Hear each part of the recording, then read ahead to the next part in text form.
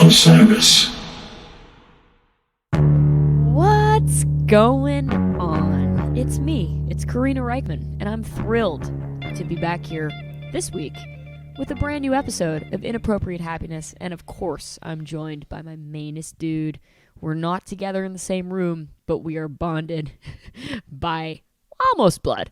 It is my friend Isaac Slone. How are you doing, pal? What is going on? Come on, Karina. I am amplified.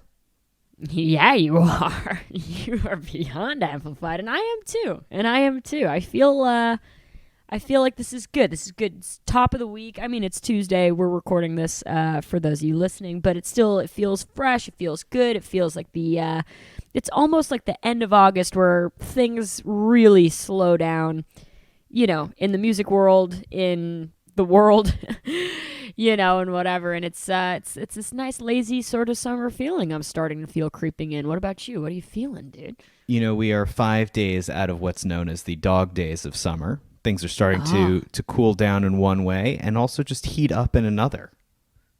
Dude, fucking A right. That's why we keep coming to this guy for the wisdom like that. The dog days are a real thing. I just thought that was just a turn of phrase, really. They are, yeah. They refer to the kind of heat wave that we experienced, I believe. Ah, dude. Time in the summer when yeah. it is just the hottest, and it runs from mid-July to August 11th is when it ends. You see, I didn't even know. This is great. Well, we're past the dog days in that regard, and it's just a beautiful time. It's great. And here in the city, it sort of feels like an empty-ish New York, which is so interesting. I think everybody just, has gotten out of Dodge or, getting out of Dodge, which is funny. Like when you walk the streets, it's palpably less crowded.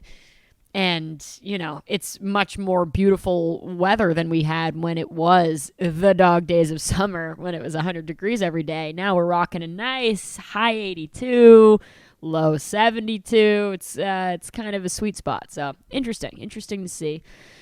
What the hell, Isaac? We've seen so much live music, so many things going on. I feel like now it's like, everybody's cramming it in.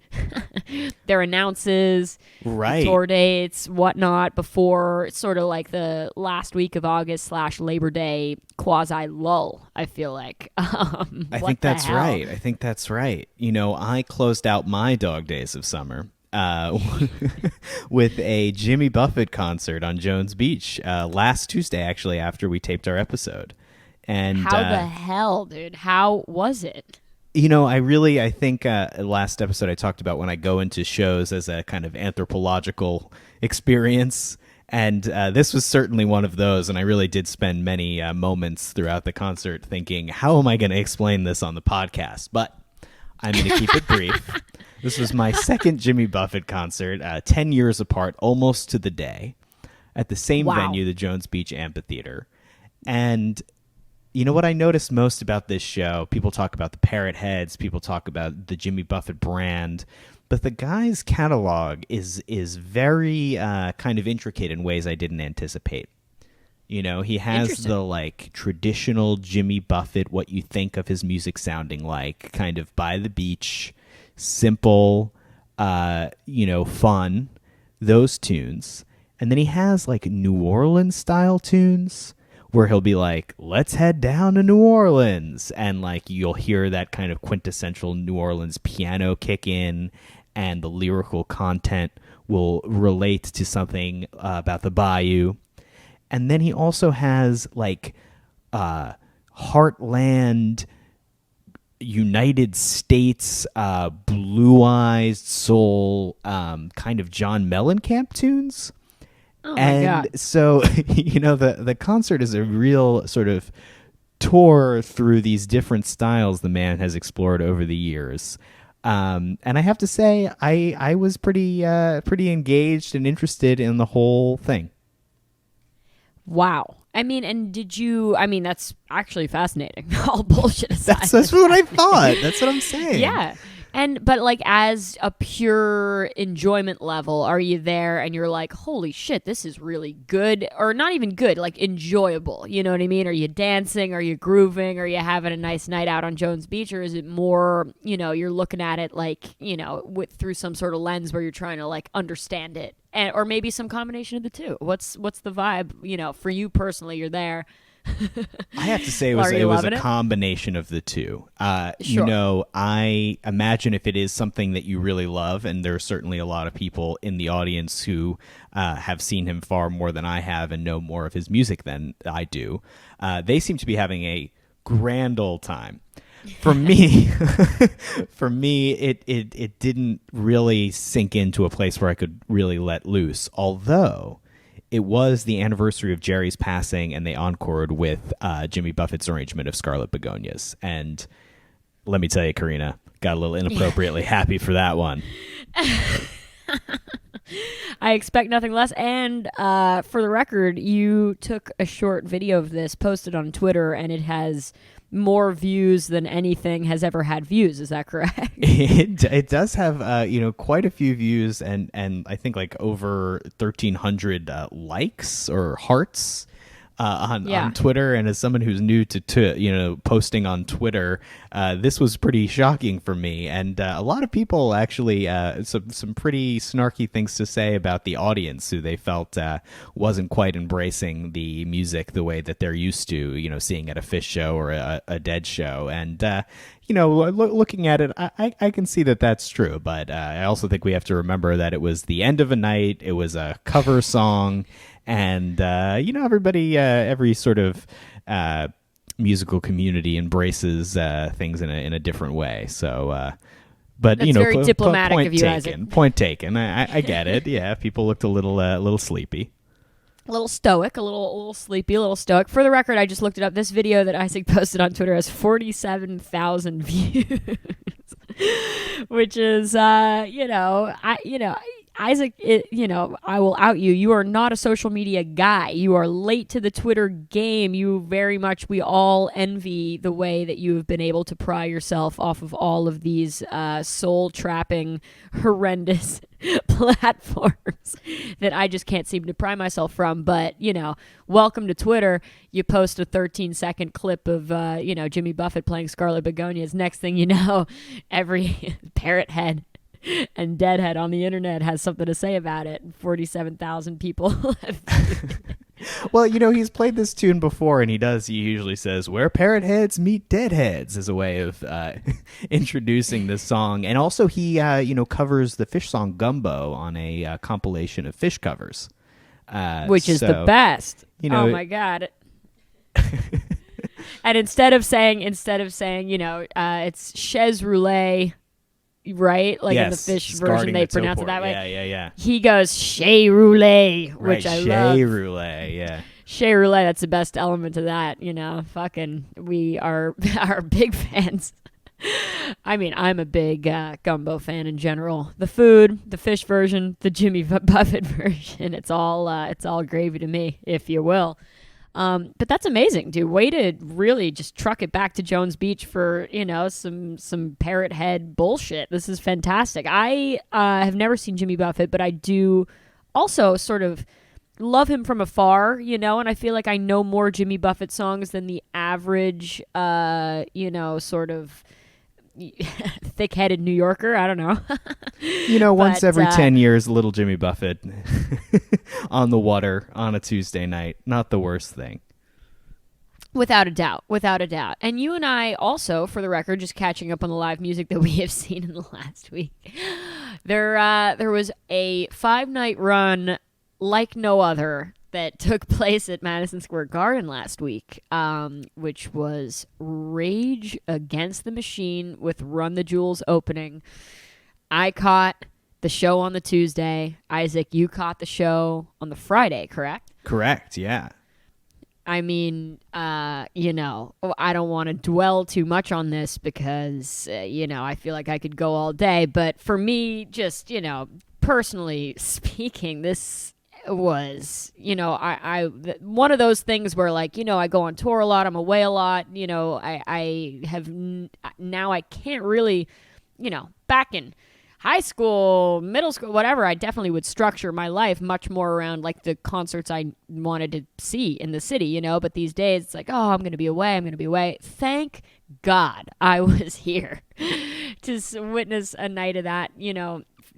Back, it really reminded me, like, when I first started playing guitar, first started playing bass, like first got interested in, you know, heavier music, which happened earlier for me. Like this did it for me on every level, you know, and the way I know every word to every Rage song, every riff, you know, every nuance, all that shit, every instrument, you know, I feel like all of my bands and, you know, with just friends growing up, like those were the songs we covered, you know, among other things, of course, but like I can't even tell you how many Rage songs, like, you know, late middle school, like, and through high school, like my bands would just, you know, get in a fucking rehearsal space and play them, you know, and it was beyond cathartic. It was beyond, like, you know, I don't know. I've definitely seen MSG pop off before, but that felt like a whole new energy. And of course, Zach De La Rocha, like, you know, he screwed up his leg in the early portion of the tour and he could not stand. So they carry him out basically. And he sits in a chair the whole time, and then they carry him back out, and it's just like, you know, of course, if he was running around like a madman like he usually does, that would be a different thing, but there was something so like moving or something to me about watching, you know, that guy who's, you know, his words, his band, those records, they are so impactful for so many. And I think, you know, I said it last week or whenever, like it's a message we need now more than ever, really.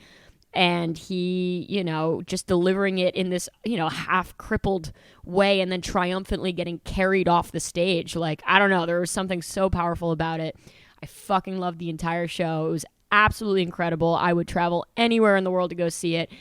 I'm inappropriately happy about it. And of course, you know, I was absolutely going ballistic in my section. I had a lot of people filming me with their like lights on their phones, and you know, I've been known to do that before, but I think I might have reached a new high of like, you know, oh shit, this girl's out of control. What's gonna happen?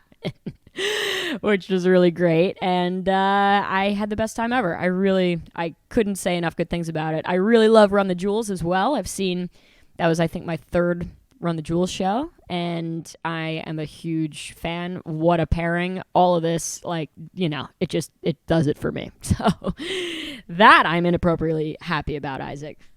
Well, anyone who thought the Jimmy Buffett audience looked stoic would have definitely appreciated the crowd at Rage Against the Machine. I mean, it was a vibe in Madison Square Garden that I have not seen at too many other shows. I mean, Phish, you get something similar but different, and this really... they blew me away, and I don't have the kind of history with them that you do. I don't know every word to every song. I know some of their catalog, and I'm certainly, you know, privy to what they're up to and have long admired them, but you know, have not done a deep dive, which I realize now they really deserve that. But I went because you know, out of interest, and you know, obviously they've been influential in all kinds of ways, but I didn't expect quite the live show that they delivered, and was really, you know, I walked away from it just feeling like it was one of the better shows I've ever seen. So on the other side of that, I will be doing a deeper dive, and you know, please go see the show if you can, and you're listening. You know, Karina and I, when we can't see the local show, we often refer to the show we do catch as the Strange Date, because which is a very New York City centric elitist way of looking at it. There's a strange date. But you know, it was a strange date. You know, it'd be like in some, you know, smaller town on a, you know, weeknight instead of Friday at Madison Square Garden. It would be our strange date, you know, show. And I love nothing more than a strange date with Rage Against the Machine or any other band for that matter. Amen. No, you gotta hit a strange date. Gotta hit a strange date. Yeah. Speaking of strange dates, I attended for the, I guess, second consecutive year, the Catskill Mountain Jubilee in East Durham, New York, this Sunday to catch two sets of one of my favorite bands, the Disco Biscuits. And Karina, you played this festival last year. I attended then and again this year, and there's few places that I've been to like the Catskill Mountain Jubilee. And for our listeners, I don't even think there are words I can use to describe the free-for-all, complete wookery, or I don't even, like, I hesitate to call it wookery because it's really just people throwing down and having a fabulous old time in the middle of the woods. Right. But that's an environment that I've always longed to see the Disco Biscuits in, and was glad to see them for two sets. One where the sun was fully out, and the other when the sun was setting, and they played great, and a lot of new tunes. They have a song called "Twisted in the Road" coming out this Friday on streaming services. They played it live on Sunday, and I've also gotten a little sneak preview of the studio version, and it is one of their best studio recordings ever. So look for that. And Karina, you have some exciting Disco Biscuits news as well. Oh, my Lord. I mean, first of all, I am so upset that I missed the Catskill Mountain Jubilee because, and the way you describe it, Isaac, it's really, there's something, I play a lot of these sort of smaller, in the woods kind of bizarre festivals. Like I've definitely done all of that. There's something about the Catskill Mountain Jubilee that's just intangibly great. I'm so glad that you were there. Last year was super fun. I got to play, and then we had a grand old time then. It sounds like you had a grand old time. And yes, the good old Disco Biscuits. What do you say about a band like them, huh?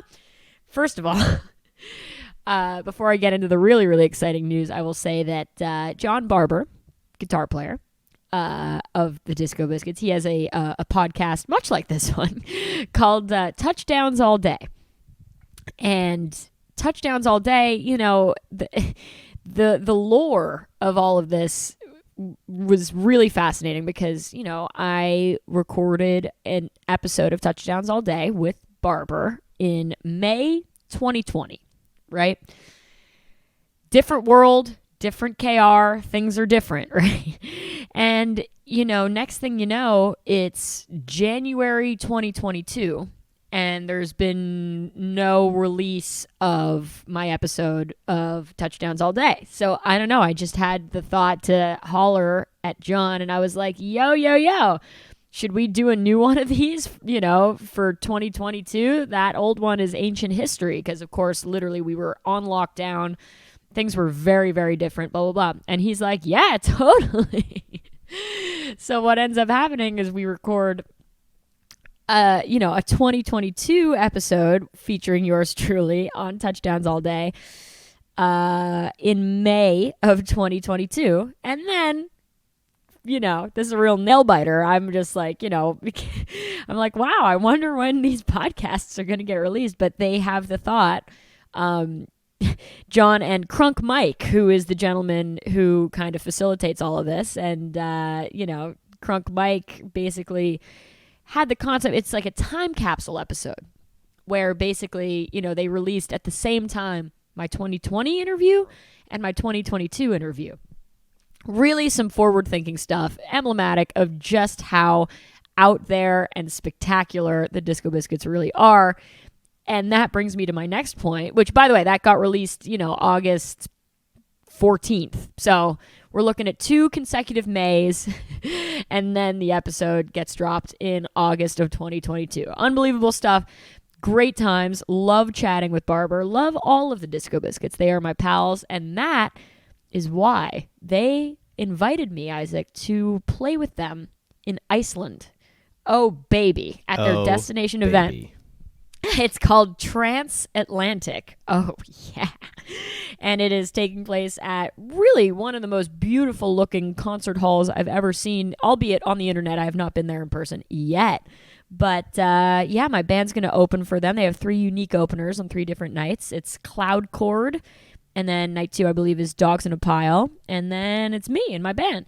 And all of us, openers are going to be able to do late nights as well while we're there. And I'm just tickled pink. I can't believe they thought of me to do this. And, that it all worked out. And I have always wanted to go to Iceland. And now I get to go because the Disco Biscuits are taking me. Which is really great. I'm so thrilled. And Isaac, you are coming along in tow as well. Just think of the possibilities for the pod. Oh my God. I am so, the thought of seeing you open for the Disco Biscuits in the Harpa Concert Hall and then playing a set with your band until the wee hours under the Northern Lights in a club in Iceland. It's just beyond words thrilling. And I think there, hijinks will likely ensue, and there will be a lot of musical moments, and other kinds of experiences to put language to on this very podcast.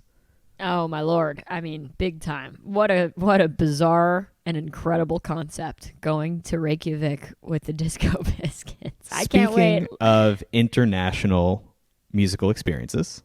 Yes, sir. You were just in Toronto, and you caught one of the last nights of Phish's summer tour. Oh, Isaac, you're so right. It's a great point. I have family in Toronto. My mom's brother and his beautiful wife and their 4 children, my first cousins, they all live there. And I spent, up until, my grandfather died when I was like 13, but up until then I went to Toronto like 4 to 6 times a year, and I remember spending like 6 weeks of my summer out there kind of every year as a kid. Like that was definitely like when people ask me like, where's your family? I'm like, Toronto. My mom fled when she was like 26 or 27, came to New York City, never looked back. But she is the outlier in the family. So it's always fun to go there and just see my family and whatnot. And of course, I mean, how could you not tie in, it's a family visit trip, of course, but Phish happens to be playing. Are these things intrinsically linked? Yes, they are. So we had to go and structure the trip. We went Wednesday, which is when Phish played, and came back Monday morning. It was a great time. I took my eldest cousin, Daniel, to his first Phish show, which was phenomenal. And, honestly, I thought it was a really good introduction to Phish. It was very jukeboxy in terms of like, you're hearing Bouncing Around the Room, you're hearing Free, you're hearing Sample in a Jar, and even, I find, hearing 2001 and Sand and Stash, like these are all, in my head, Phish staples, So I was really glad that my cousin got to experience kind of those, gems in the Phish catalog at his first show. A lot of really good stuff. There was Sneaking Sally. I mean, it was a really, really great night of music. And thrilled to have been able to catch my last Phish show summer tour. They then went on to close it all out at Alpine for 3 nights, which, I mean, man, I've never been to Alpine. The lawn being so steep, I'm seeing photographs, I'm seeing memes. That's just wild, And Alpine is like 2 or 3 times the size of like one of your normal quote unquote Phish amphitheaters, correct? Like it holds like well over 30,000 people. Crazy looking shed. I mean, insane. And of course, looked like they had a hell of a time there. And now Phish tour is over. I mean, we have Dick's in about, a week and a half, 2 weeks, whatever it is. And then, but there's very exciting news here, Isaac, which, we've sort of known about for a hot minute, knew was going to break the internet. And literally we're recording this podcast, not 30 minutes after it actually got announced. So I feel like I don't know exactly how broken the internet is quite yet. But Tab, the Trey Anastasio Band, and Goose are combining forces, and they are going on tour together, baby. And they're playing, talk about some strange dates. I only say that just because, no real major cities, it's not like they're doing New York, Boston, Philly, blah, blah, blah, blah, blah. This starts on November 9th. It's Portland, Maine, Lowell, Massachusetts, Mohegan Sun in Connecticut, Glens Falls, New York. Wow. What the hell? Carnot Moon, Pennsylvania. Carnot Moon? Is that what I'm saying? Yeah, I believe it's near Pittsburgh. Oh, great. Fantastic. Amazing. I saw some weird thing. Fairfax, Virginia, Syracuse, and Reading, Pennsylvania from November 9th through November 19th. And they say that we can expect full sets from both bands and, of course, some unique collaborations along the way. I believe it's a full collaborative set. It's a full collaborative set. Is it? Yeah. It's going to be a set of each band and then a set together. Really? Is that what they said? That's what so they said. Wild. Come on with it. That is just crazy. I mean, if there's anything I like more than a strange date, it is a strange date that I can wear a hoodie to. I am a big proponent of Fall Tour.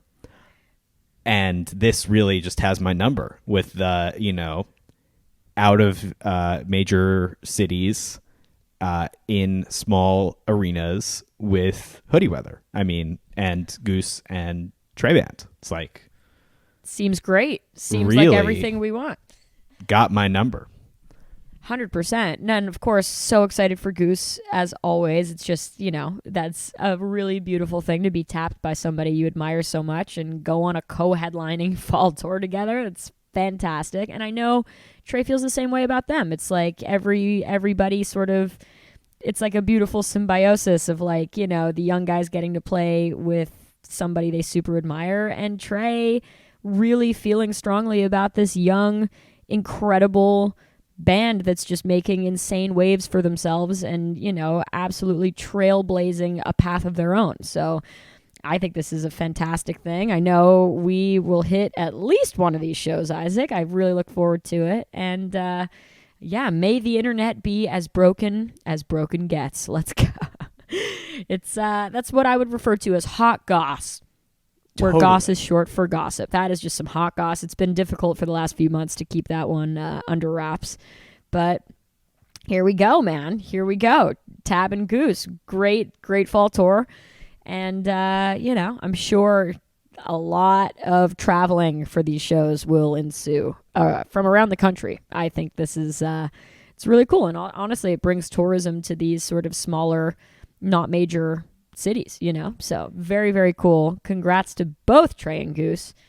Woo! Let's go. The Glen Falls Civic Center is where Phish played Halloween in '94 and did the White Album. And that is a place that I have been pining to go to for quite some time. I don't know if I'm going to get to this show, but they have very few concerts there. And I don't know, that venue holds a kind of mystique in my mind. You may say the Gorge, you may say Alpine Valley, but I kind of have my eyes set on checking out the Glen Falls Civic Center. I love that. Shoreline, Red Rocks. Yeah. No, the Glens Falls Civic Center. I think that's super fantastic. Stoked for everybody involved. This is fantastic. Isaac, what the hell? Have we reached the end of our road here? Unless you want to talk about the South Park 25th anniversary concert. Oh, my Lord. I mean, what can you say about the South Park 25th anniversary concert, except I really believe, I feel like I've said it before, I'll say it again, I don't experience FOMO. It's not a feeling I ever get. I always really intrinsically feel like I am wherever I need to be. Truly. This was I really think I experienced FOMO for the first time in my life with this. I really do. And then as soon as, this is my favorite, Isaac, how much I love South Park. Totally. South you Park. Actually talk about it on Touchdowns All Day. Dude, amazing. Barbara. You see, Isaac's listened to Touchdowns all day. I have not. I just have I have no idea with what I said in either interview. But that's great. No, I'm such a huge South Park fan since 5th grade. I started watching it and it just completely it's my favorite thing. Literally, it's the most stabilizing thing when you're on tour. The thing you can count on the most is that you are going to get back to your hotel room at the end of the night, and South Park will be on Comedy Central on that good old hotel TV. which there's really just nothing like taking a bath in a shitty hotel and then getting into that terrible bed, turning on a little South Park. Really does it for me. Anyway, love the show. Honestly, Primus and Ween, I mean, Ween really is quite literally my favorite band of all time. One of several, but you know, whatever. And Primus is right up there too. So off the bat, I'm just drooling. I'm dead. Absolutely destroyed. And then they bring out Geddy Lee and Alex Lifeson, two Red Rocks, and they're playing all these South Park songs. They're playing Closer to the Heart. They're doing all the... I'm overly emotional about this, Isaac. I really feel like I felt FOMO for the first time, and I just am seeing, you know, the way they set up the Red Rocks Park and Amphitheater to have all of these sort of South Park little, you know, places that you could pose for your picture and like different very deep references to, you know, shit that's happened on the show and everybody just, you know, celebrating. And, you know, the confluence of humor and music is, you know, something I really enjoy. And I think this was, you know, maybe the most emblematic show of that maybe ever. So yes, I am wildly sad I missed it. It looked absolutely incredible. I think, you know, you're a huge South Park fan too, Isaac. We would have really loved this. We would have loved this. I mean, I watched some of it. It was on Comedy Central, and I believe it's streaming for free online. You can watch a pro shot video.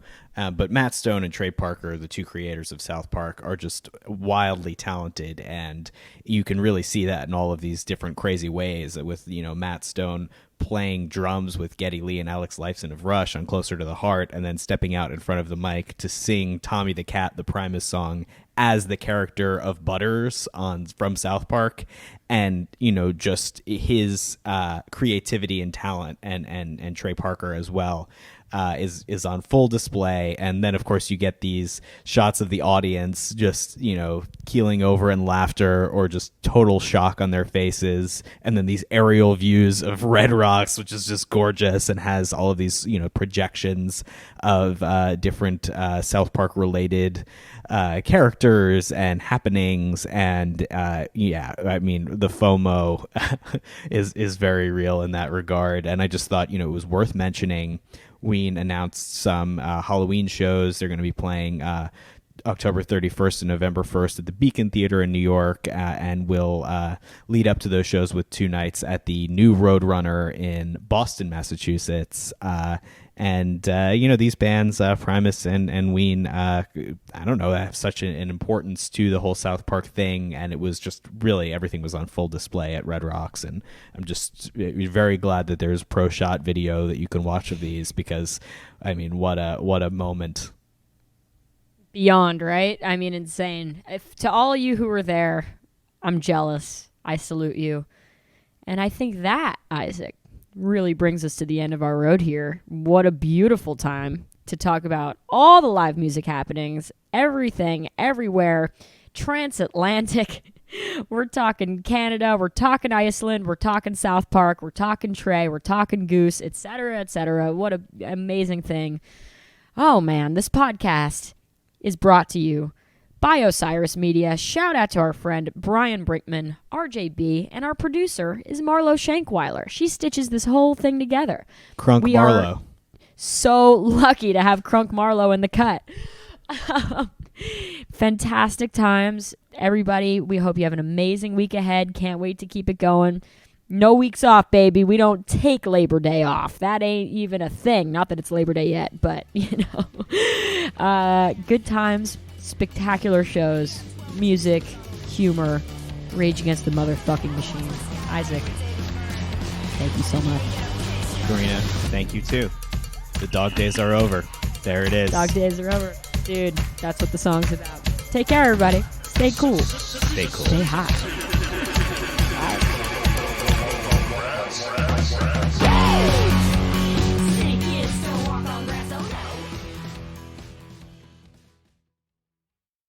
Osiris.